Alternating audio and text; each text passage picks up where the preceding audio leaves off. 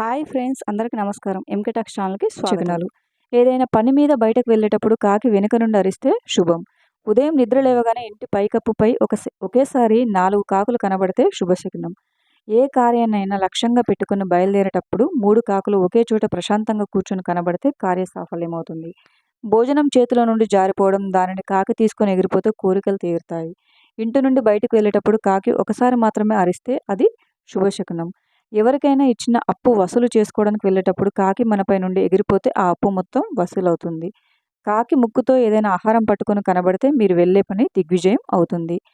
కాకి చెట్టుపై కూర్చొని కనపడటం శుభశకునం. కాకి గుడ్డు పెడుతూ కనిపిస్తే పంట వృద్ధి. నీటితో నిండిన కుండపై లేదా బిందెపై కూర్చుంటే ధనధాన్య వృద్ధి జరుగుతుంది. కాకి ఒంటెపై కూర్చొని అరుస్తూ కనబడితే శుభవార్త వింటారు. పందిపై కూర్చొని అరుస్తూ కనబడితే ధనలాభం.